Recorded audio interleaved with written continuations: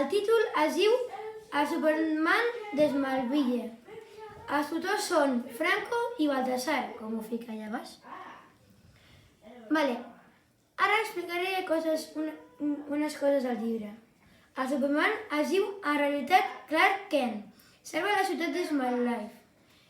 I una nau espacial on estava el Superman de petit es va tornar boig. I va atacar, i estava atacant tot, i va anar al supermercat on estava la seva amiga, Lina. I, estava atacant, el Superman va anar i ho va salvar. Ah, i per cert, el que més m'ha agradat és quan troba el gos en un boig. Ho sento molt, però s'ha acabat. M'espero que us hagi agradat. Adeu!